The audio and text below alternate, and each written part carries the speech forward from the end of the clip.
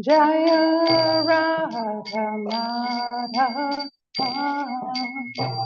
Kunja Bihari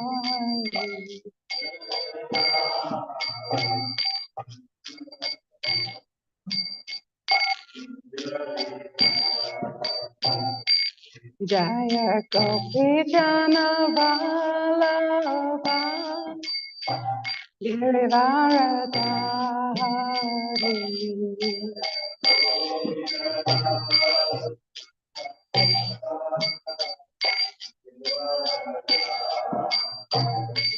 Jaya Gopi Jana Vallabha Girivaradari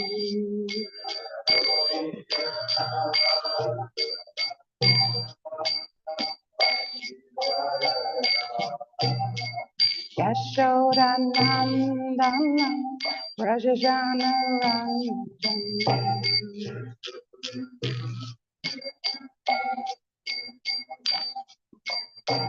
Yashodanandana Rajajana Ranjana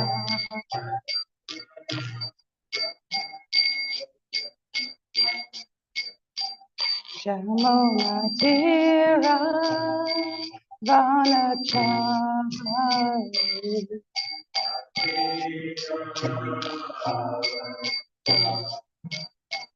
Yamuna Tira Vanachari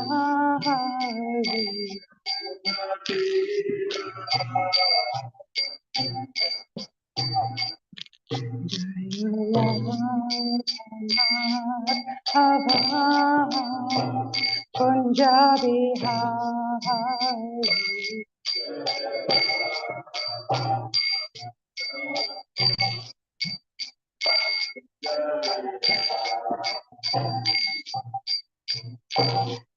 Hare Krishna, Hare Krishna, Krishna Krishna, Hare Hare, Hare Rama, Hare Rama, Rama Rama, Hare Hare.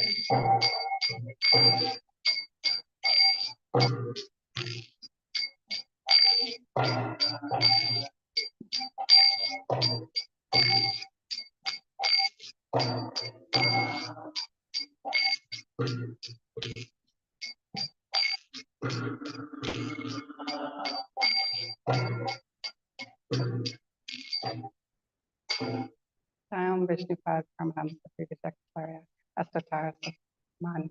His Divine Grace, A.C. Bhaktivedanta Swami Prabhupada Ki. Sayam Vishnupad Paramahamsa Prabhupada Astatara His Divine Grace, Srila Bhakti Siddhanta Saraswati Thakur Maharaj Ki. Guru Premanandi. All glories to the assembled devotees, all glories to the assembled devotees, all glories to the assembled devotees. All glories to the lotus feet of Sri Sri Guru and Sri Gauranga.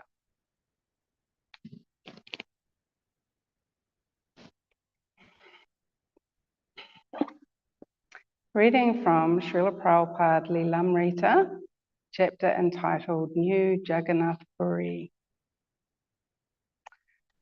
Ramananda wrote to Prabhupada asking him to advise the bank to transfer $5,000 into the account controlled by the boys, the trustees of the International Society for Krishna Consciousness.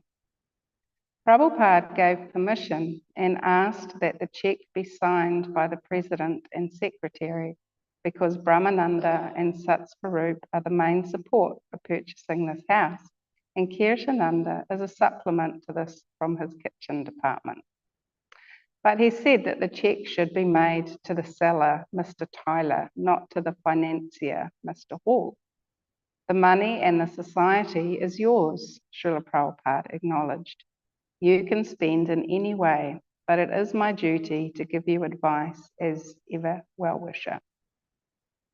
Then Mr. Price invited Brahmananda to meet Mr. Hall and he suggested that Brahmananda come prepared with a cheque of $5,000. On the way, Mr. Price explained that Mr. Hall was perhaps the biggest real estate dealer in Manhattan, a multi-millionaire. He owned skyscrapers. Everything he owned was big. When Brahmananda entered Mr. Hall's office, he thought it was right out of a Hollywood movie, a conference room 10 times bigger than the Second Avenue Temple Room. And seated at the head of the large oval table was Mr. Hall himself. The room was in semi-darkness with a few spotlights on Mr. Hall, who sat before a battery of telephones. Even as they began to discuss, Mr. Hall paused several times, picking up phones and talking to persons in various places across the country. "Young man," Mr. Hall said to Brahmananda, "we are helping you get the house. It is a beautiful house, a New York City landmark." Then Mr. Hall's girlfriend called from a boat in the Caribbean. He talked to her for a while and then returned to Brahmananda and Mr. Price, who sat in the shadows at his conference table. Mr. Hall had a big contract he wanted Brahmananda to sign. Brahmananda knew that Swamiji wanted a contract, and here it was. He also knew that if he signed over the $5,000, he would have no other money and no extra income, and he knew they knew it. But Swamiji wanted the building.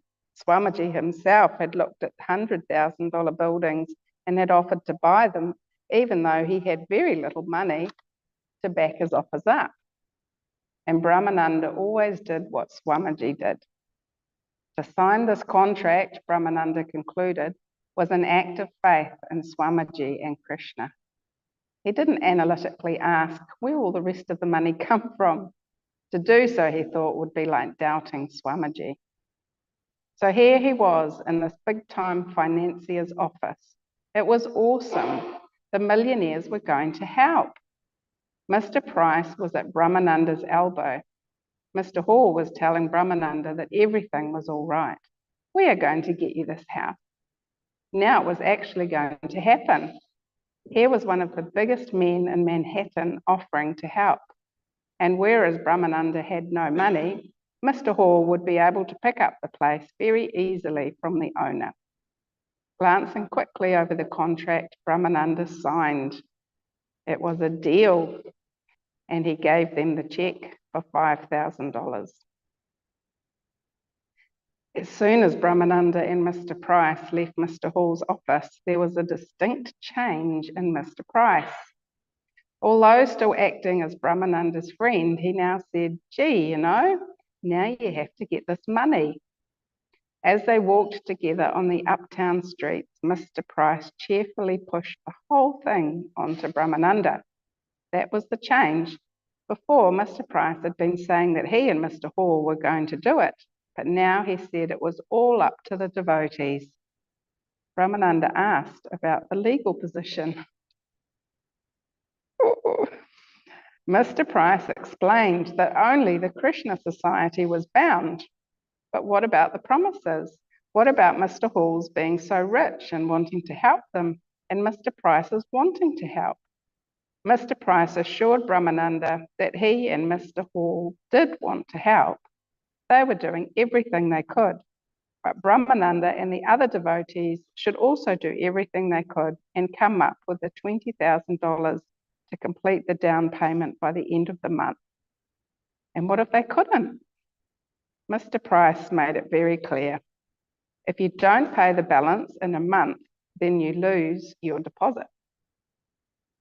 By the time Brahmananda reached 26 Second Avenue, he realized he had been cheated.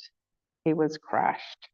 He turned to the other devotees and told them what had happened, but they could only return, "Why did you do it?" Brahmananda phoned Srila Prabhupada in San Francisco.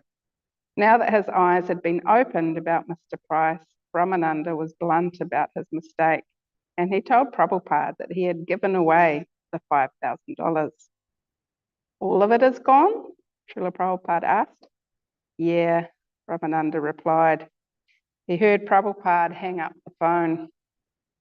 Brahmananda had been about to explain the whole thing, but Swamiji had just hung up without a word. Brahmananda placed the receiver back on the hook. He was shaken. The next day, the trustees held a special meeting. The boys sat around in the front room of Prabhupada's apartment, trying to decide what to do. Gargamuni again called Prabhupada, who advised them to stop the cheque at the bank. Swamiji's as smart as a fox, Roy Ram smiled.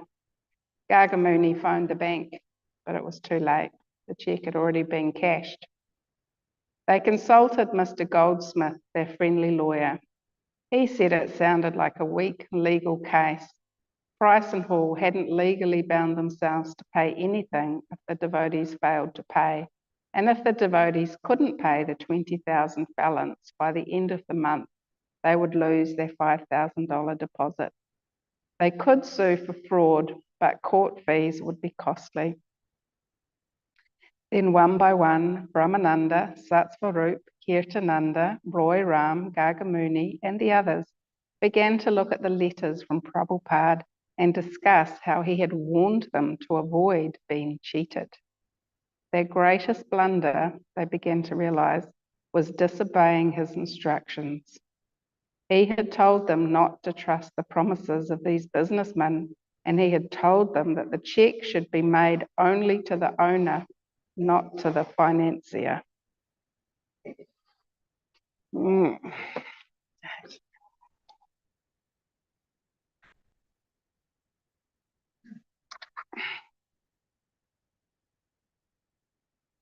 Srila Prabhupada ki. Gosh, what a pickle they got themselves into. Which sets the tone nicely for the day. In terms of getting instructions from the spiritual master and carefully applying those instructions, even if it's literally around not being able to trust the promises of these businessmen. Prabhupada had told them that the cheque should only be made to the owner, not to the financier. Very specific.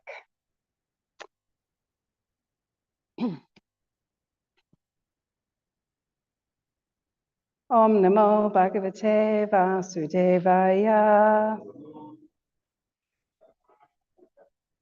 Om Namo Bhagavate Vasudevaya. Om Namo Bhagavate Vasudevaya.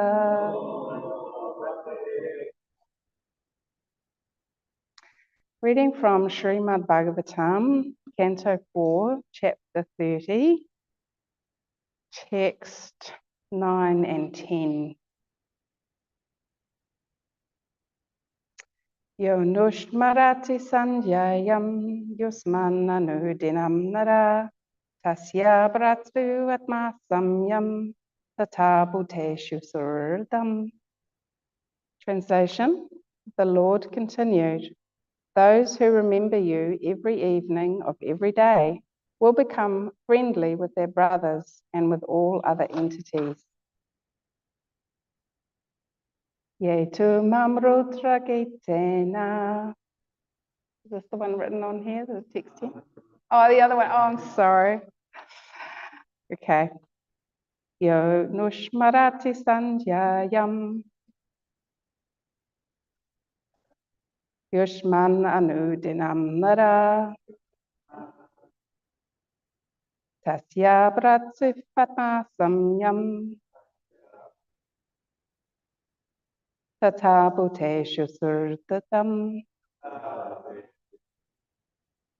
Yo nushmarati sanjayam yushman anudinam nara tasya pratsvatma samyam tata bhuteshu suridam.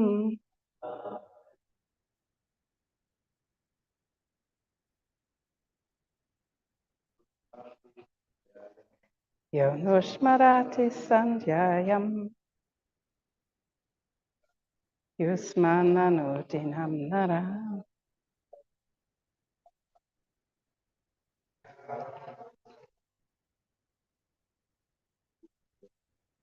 Tabuteshu Soridam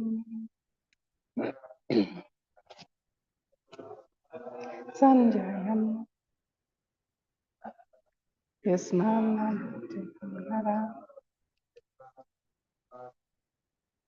Tasyapatsvayam Tabuteshu Soridam Yonushmarati Sandhyayam Yusmananudinam Nara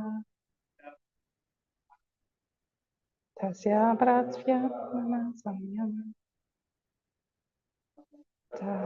Deshu Suridam.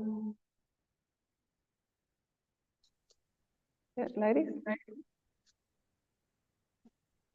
Yonushmarati Sandhyayam Yasmanantinam Nara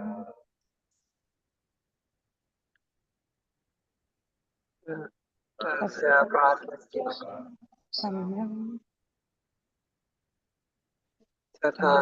Suridam Yonushmarati Sandhyayam Yasmanantinam Nara Tasya Pratyashma Samyam Suridam. Yaha, one who Anushmarati always remembers Sandhyayam in the evening, Yusman, you, Anudinam, every day, Nara, human being, Tasya Brateshu, with his brothers, Atma Samyam, personal equality, Tata, as also, Bhuteshu, with all living beings, Suridam, friendship. Translation and purport by His Divine Grace, A.C. Bhaktivedanta Swami Prabhupada Ki. The Lord continued, those who remember you every evening of every day will become friendly with their brothers and with all other living entities. I'll read the Sanskrit for text 10 because there's no purport for text 9. Yetu mamrutra kitena sayam prata samahita stuvantyaham kamaka varam dasye prajnam chashopanam. Translation. Those who will offer me the prayers composed by Lord Shiva, both in the morning and in the evening, will be given benedictions by me. In this way, they can both fulfill their desires and attain good intelligence. Purport. Good intelligence means going back home, back to Godhead. This is confirmed in Bhagavad Gita 10:10. Tesham satata yuktanam bhajatam pratipurvakam dadami buddhiyogam tam yena mamupayanti te.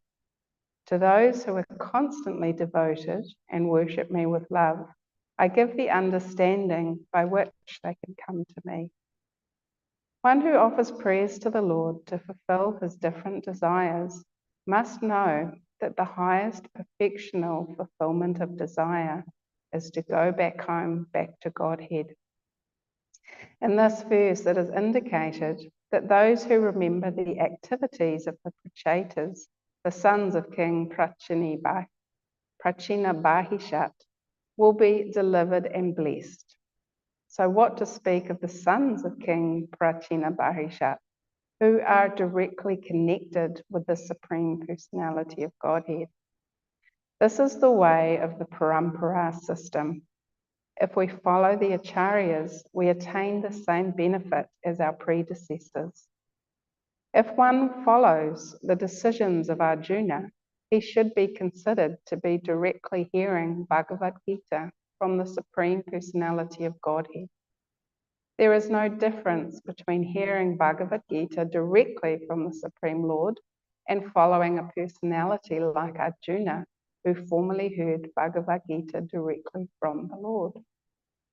Sometimes foolish people argue that since Krishna is not present at the moment, one cannot take direct instructions from him.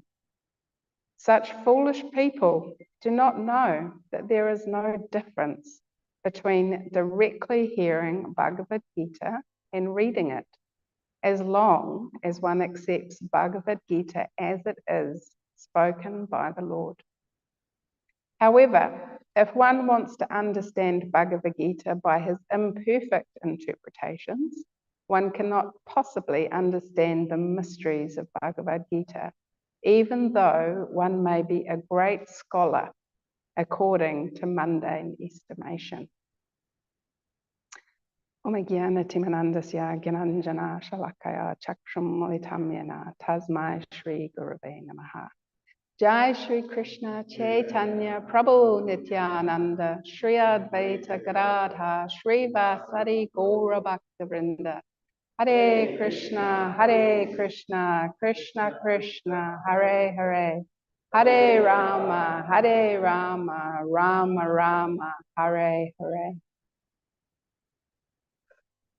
Such rich purport. There's actually so much contained within this purport.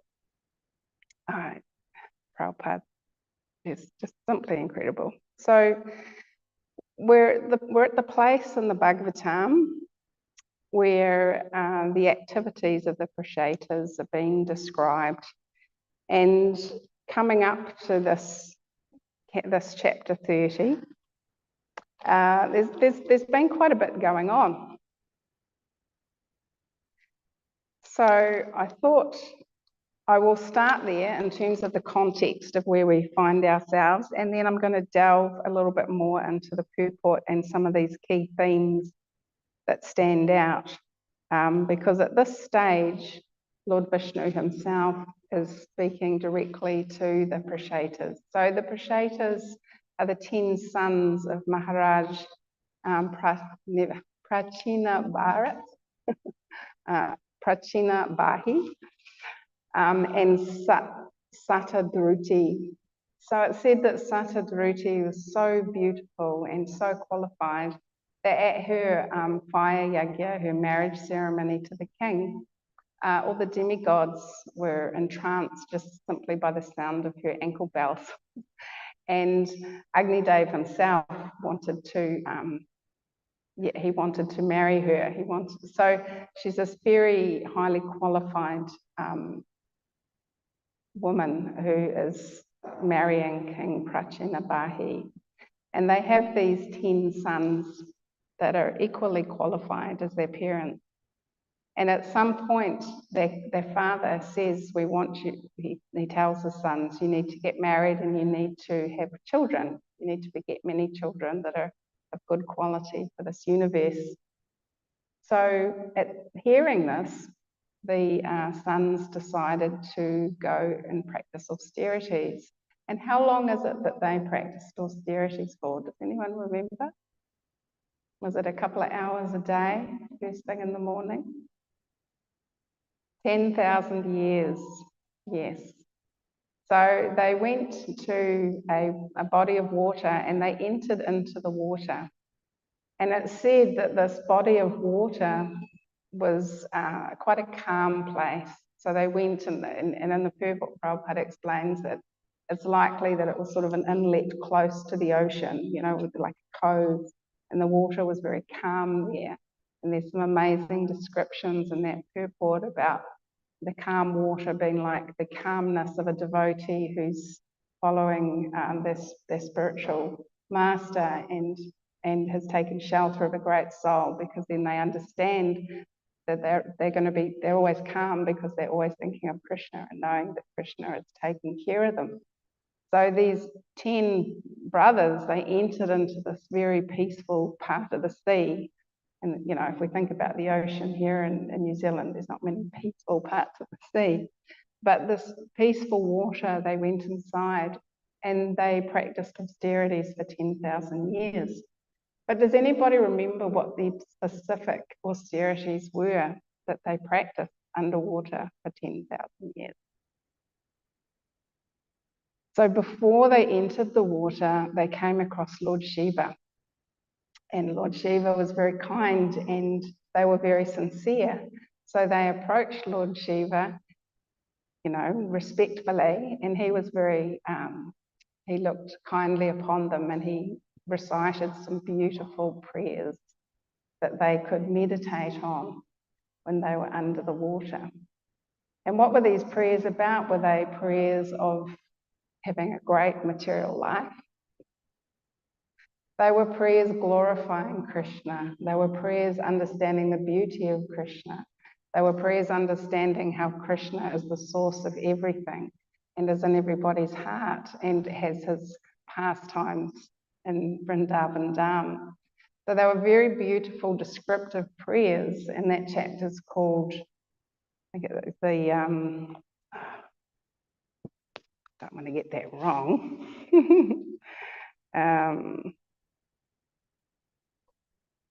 The Song of Lord Shiva or something like that. Chanting the song sung by Lord Shiva. So they're very beautiful prayers that Lord Shiva shared with them. And then they took that instruction to heart very carefully, and it said that they followed it without fail. They were very respectful. Yes, they each meditated upon the instructions that Lord Shiva had given them, and they chanted and worshipped these prayers with great attention. Imagine 10,000 years underwater. They've heard from Lord Shiva once and remembered all these prayers and are just chanting and meditating and worshipping these prayers that they are saying. So it's a very special chapter. I definitely recommend people to go and read those prayers in that chapter. I think it might be 20 or 30 verses off the top of my head, but very beautiful glorification of the Lord from Lord Shiva. So by following Lord Shiva's instruction and doing this so nicely, after 10,000 years, the Prachetas come out of the water, and where we're at in the Bhagavatam now is Lord Vishnu has appeared on Garuda, and he's appeared before them and he's speaking to them. So that first text, the Lord continued, those who remember you every evening of every day will become friendly with their brothers and with all other living entities. So this is Lord Vishnu giving them a benediction, because as we heard yesterday, the Supreme Personality of Godhead said, my dear sons of the King, I'm very much pleased by the friendly relationships among you. All of you are engaged in one occupation, devotional service. I am so pleased with your mutual friendship that I wish you all good fortune. Now you may ask a benediction of me. But because they've so faithfully followed the advice of Lord Shiva, worshipped these prayers, now the Lord himself has appeared before them, and he's very pleased by the friendly relationships between them. So again, there's so much essence within this verse that Krishna is very pleased by friendly relations among devotees. Krishna is very pleased by their devotional service. And now he's saying, you know, I'll give you a benediction. And he's so pleased by these brothers that he's telling us, he's telling all other living entities, those who remember you every evening of every day will become friendly with their brothers and with all other living entities. So that's a direct benediction from the Lord, that he's letting us know that by remembering these devotees, remembering these brothers, that we'll become friendly with our brothers and with all other living entities. And what an amazing benediction. We can see in the world that being friendly with other humans or other living entities, even just on the small scale can be so challenging and fraught. But with all our brothers and all other living entities, this is a great benediction. And this is what the Lord wants for us. Those who will offer me the prayers composed by Lord Shiva, for those are those prayers that Rasayatras have been carefully meditating on and serving for 10,000 years underwater, both in the morning and the evening will be given benedictions by me.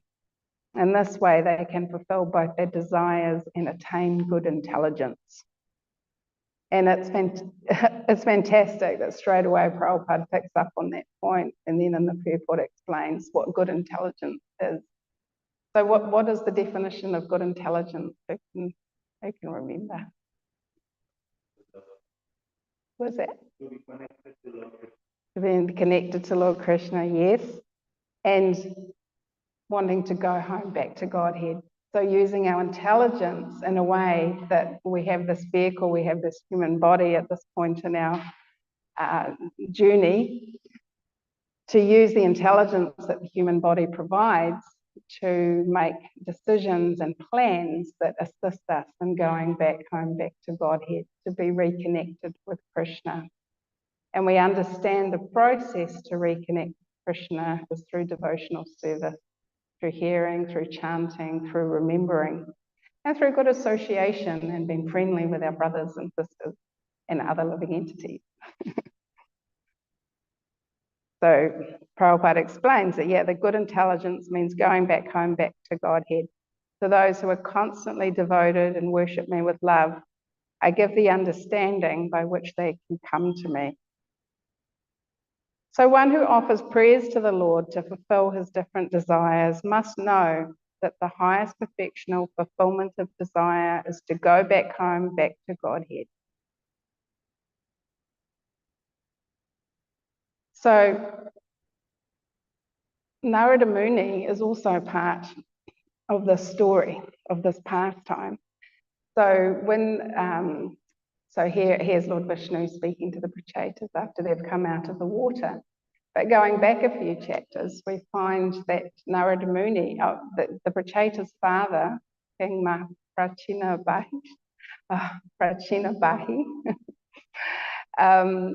he was engaged in quite fruitive activity. So he was a king and he was doing what he thought was right. So animal sacrifices and things to be, materially powerful and pious. And in many ways would say, well, what an amazing personality. He had some understanding that there's no good things without sacrifice. And he was doing a great job of being a king. But Narada Muni, he came along and he saw that he's doing these animal sacrifices. And he had a really interesting piece of advice for the king. So he comes along and he because obviously the king's sons are off doing amazing austerities and have met Lord Shiva and are meditating on the Lord. But Narada Muni says to the king, does anybody remember? It's quite a special thing. So he comes along, he sees the king doing sacrificing animals. And he says, actually, do you know what the chief aim of life is? So he asked this to the king. And it said that it's to get rid of miseries and enjoy happiness. So Narada Muni explains these are the chief aims of life. So we're trying to get rid of miseries and we're trying to enjoy happiness. So those are two things most of us want, right? Like if we break down our activities of the day, of our life, they're two things that we do they're sort of the heart of what we do in a day. We want to avoid miseries and we want to enjoy happiness. Does that sound fair? So Narada Muni's point is, okay, that's true. Those are two things that we're wanting to do, but how to actually achieve them. And he explains to the king, they cannot be achieved, they cannot be realized by fruitive activity. So by engaging in fruitive activity, you're simply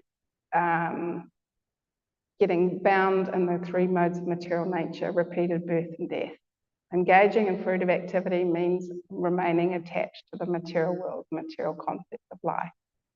So what is the way, the actual way to get rid of miseries and to enjoy happiness?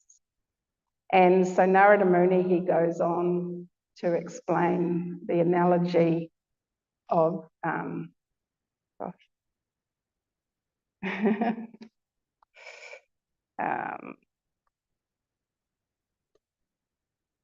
Puranjana, right? Yes, the analogy of King Puranjana. And there's an amazing chapter outlining Puranjana as the soul in the world and the experiences the soul has. So this is Narada Muni being very kind to King Puranjana Bahisha. And he starts off, before he goes into the analogy of King Puranjana, he gives the king some insight into these animals that the king has just killed for a sacrifice. And he says that the animals that have been sacrificed are awaiting the king's death so that they can avenge the injuries afflicted upon them. And he actually gives the king the special vision to see these animals waiting to get him when he dies. So it was enlightening for the king because he thought, oh, I'm doing the right thing, the Vedic sacrifices to please the demigods. But actually, it's just a way of being entangled in fruitive reaction. And those creatures were waiting to respond to the king. So King Prajani Bahishat is the recipient of this amazing discussion that Narada Muni has in this very thorough analogy. So that's where we're at in the Bhagavatam. It's just gone through those that analogy and those discussions and that enlightenment of the king. And then it's come back to the Prashetas, his sons, who are meeting with Lord Vishnu. So there's a lot of very relevant information contained in this part of the Bhagavatam for our understanding of human life and the point of human life and breaking human life down to its essence, which is avoiding distress and endeavouring for happiness. But as we're hearing, as Prabhupada points out here in the purport, that there's no difference between understanding Bhagavad Gita, no difference between hearing the Bhagavad Gita directly from the Lord himself and through reading the Bhagavad Gita as it is, because of the mercy of the great souls through Parampara that have translated and helped us understand this knowledge and how to apply it directly in service to the Lord, to understand Krishna as he is. And the Srimad Bhagavatam is just rich with examples and analogies and great souls providing their wisdom, as Narada Muni does to Maharaj, to the king, and as Lord Shiva does to the Prashetas. So it's the mercy and the kindness of the great souls that we aspire for, because they can provide benedictions and assistance to us to actually get real happiness and to actually become free from distress. Tesham satata yuktanam bhajatam pratipurvakam dadami buddhiyogam tam yena mamupiyantite. To those who are constantly devoted and worship me with love, I give the understanding by which they can come to me. And in the purport to that text in Bhagavad Gita, Prabhupada explains that, even for somebody that can't read or that doesn't have great material intelligence or the skills to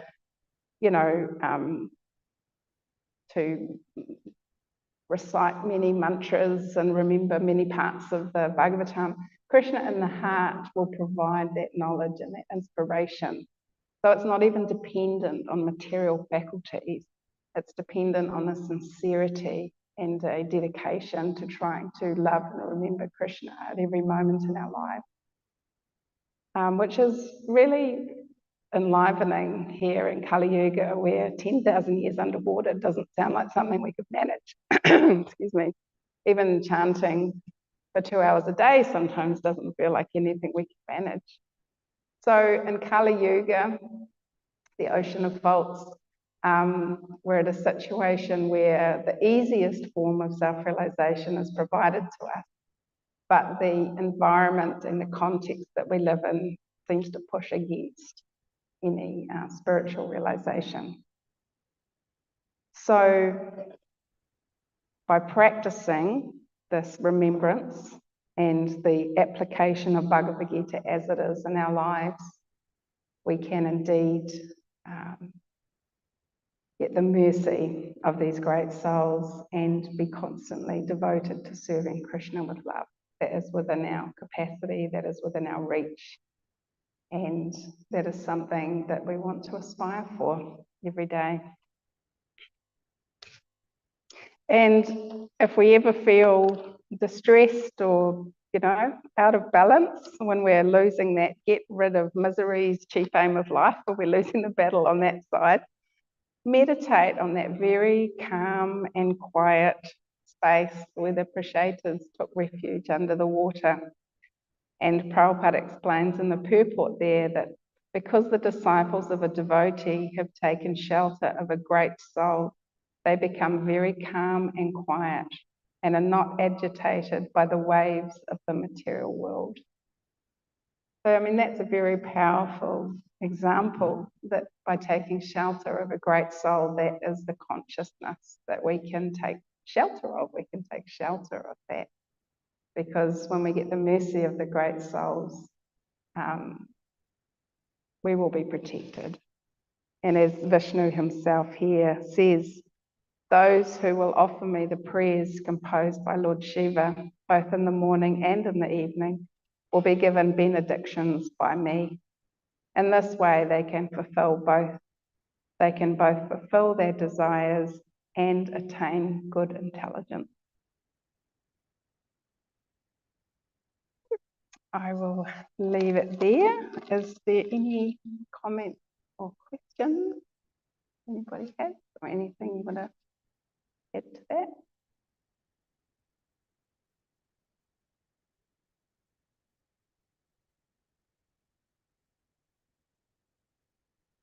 Yeah. How can we make concentration strong on the Lord Krishna? How do we make our concentration strong on the Lord Krishna? Wonderful question. By constant practice. Practice, remembrance, and getting the mercy of Prabhupada and the disciplic succession. Because we need the mercy. I think, as Prabhupada writes here in the purport, sometimes foolish people argue that since Krishna is not present at the moment, one cannot take direct instructions from him. Such foolish people do not know that there is no difference between directly hearing Bhagavad Gita and reading it, as long as one accepts Bhagavad Gita as it is spoken by the Lord. So if we just simply apply the process as described in Bhagavad Gita as it is, then, practice. Yeah. And engagement. Yeah. Anyone else?